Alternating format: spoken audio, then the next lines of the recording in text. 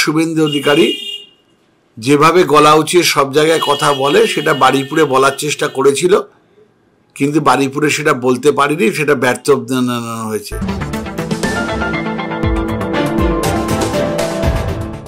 তার যে জিহাদিরা আছে তাদেরকে দাঁড় করিয়ে আমাদেরকে অশ্রাব্য ভাষায় গালাগাল দেওয়া, আক্রমণ করা করলেন। উনি তো এটা না করতে পারতেন, ওনার তো এটা দরকার ছিল না করার। এখানে তো গণতান্ত্রিক অধিকার, আমার কথা বলার সেই অধিকার আছে।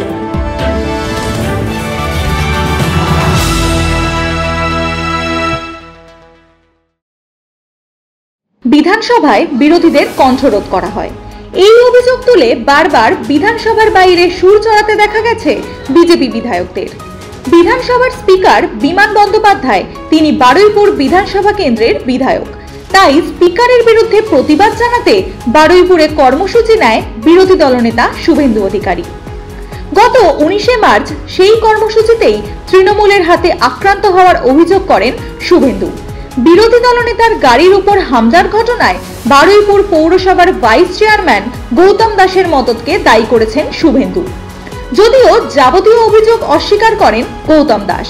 এই ঘটনায় বিজেপির লোক জমায়েত না করতে পারাকেই দায়ী করেছেন তিনি। শুভেন্দু অধিকারী সারা রাজ্য জুড়েই নাটক করে বেড়ায়, নাটক আর গিমিক ছাড়া ওর চরিত্রে কিছু নেই। বারুইপুরে সেদিনকে ওরা লোক জমায়েত করতে পারেনি, সেজন্যে ওরা ওদের পূর্ব ঘোষিত কর্মসূচির যে মিছিল ছিল সেটা করতে পারেনি। এখন মিছিল করতে ব্যর্থ হয়ে গিয়ে বলছে হামলা হয়েছে, তৃণমূল কংগ্রেস হামলা করেছে ইত্যাদি ইত্যাদি। আমরা তো চ্যালেঞ্জ করেছি, যদি হামলা হয়েছে একটাও যদি ভিডিও ফুটেজ দেখাতে পারে তাহলে আমরা মাথা নত করে মেনে নেব।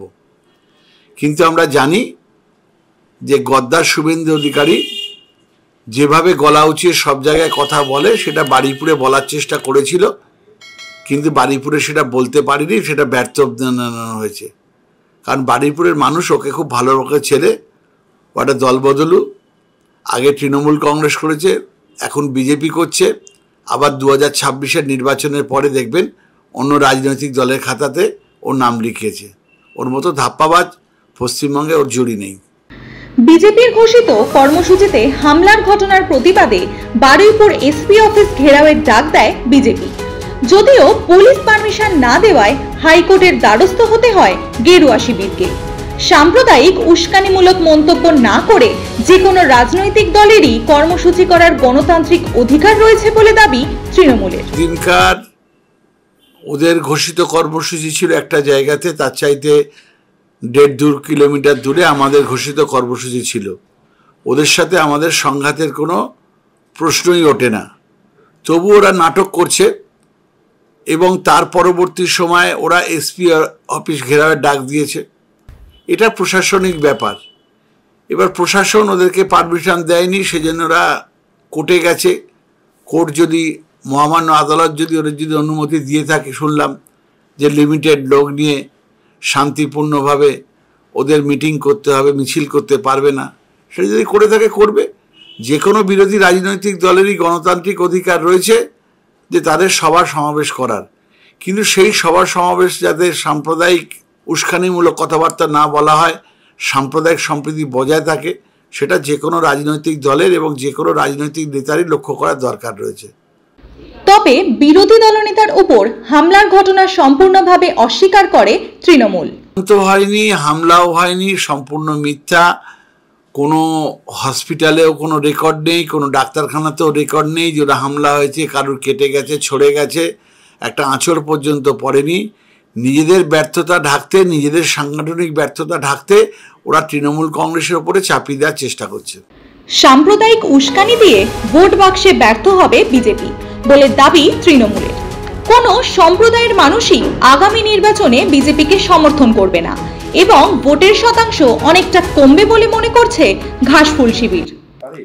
শুভেন্দু অধিকারী এবং তার রাজনৈতিক দল বিজেপি হিন্দু মুসলিমকে দাঙ্গা বাঁধিয়ে দিয়ে যে ফায়দা ভোটের বাক্সে তোলার চেষ্টা করছে সেটা সম্পূর্ণ ব্যর্থ হবে। ওদের থেকে হিন্দুরাও মুখ ফিরিয়ে নেবে, মুসলিমরাও মুখ ফিরিয়ে নেবে। কারণ হিন্দুদের ভোটও ওরা 100% কি 90% ওরা পাবে না, কারণ ওরা এক একটা জায়গাতে গিয়ে প্রতিনিয়ত যে গুন্ডামি হিংসা ছড়ানোর চেষ্টা করছে, তাতে হিন্দু, মুসলিম, খ্রিস্টান, বৌদ্ধ কোনো সম্প্রদায়ের মানুষ এটাকে সমর্থন করছে না। তাই সামনের বছর যে বিধানসভা নির্বাচন রয়েছে, সেখানে ওরা গতবারে যে আসন পেয়েছিল তার চাইতে অর্ধেক আসন সেটা কমে যাবে।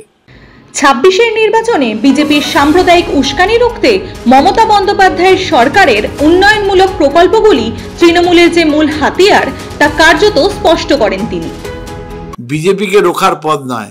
আমাদের মাননীয় মুখ্যমন্ত্রী 2011 সালে মুখ্যমন্ত্রী কুর্সিতে বসার পর থেকে যেভাবে গ্রাম বাংলা এবং শহরতলির উন্নয়ন হয়েছে, সেটাতে মানুষ উন্নয়নকেই চায়।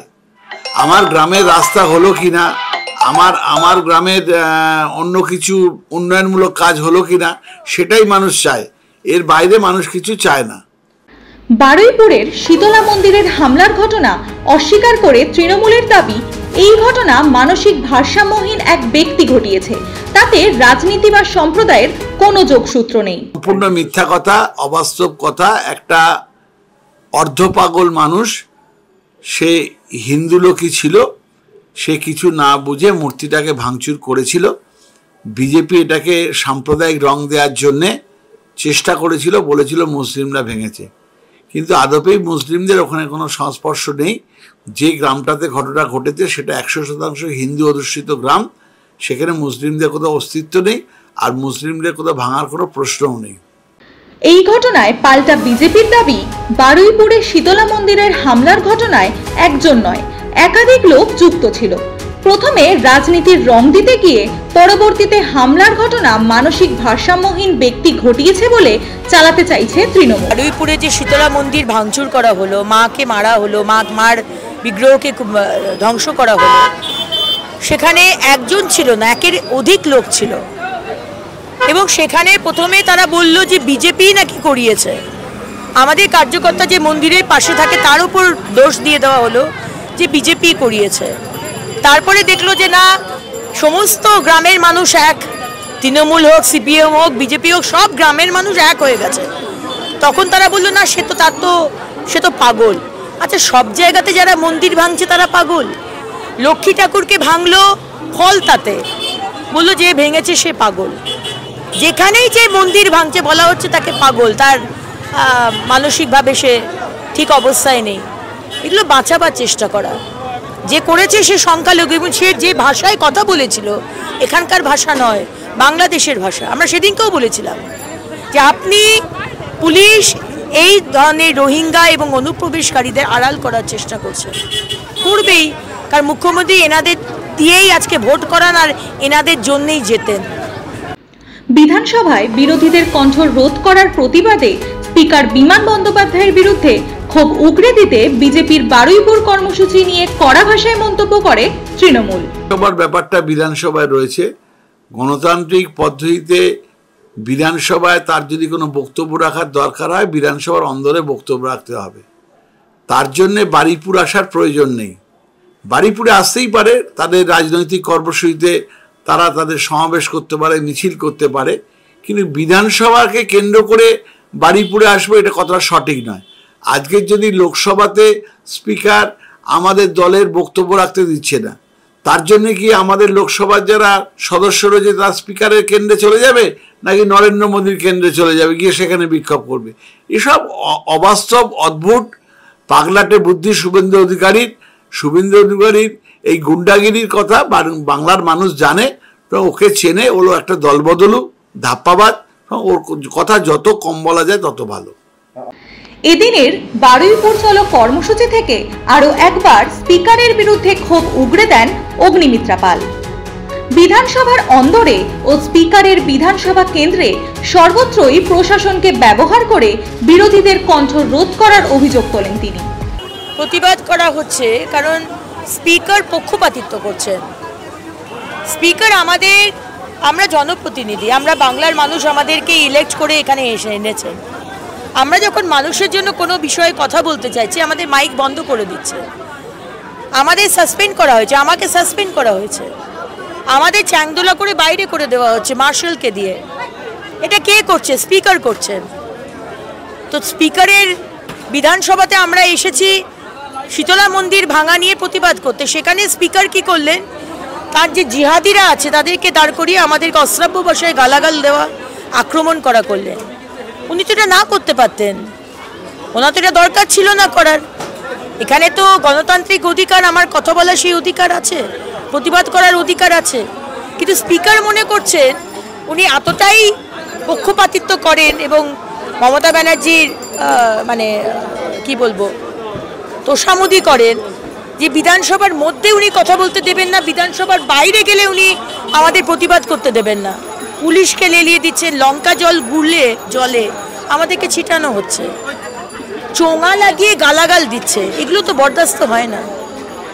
তাই আমরা বারুইপুরে এসে বিরোধিতা করেছি, প্রতিবাদ করেছি।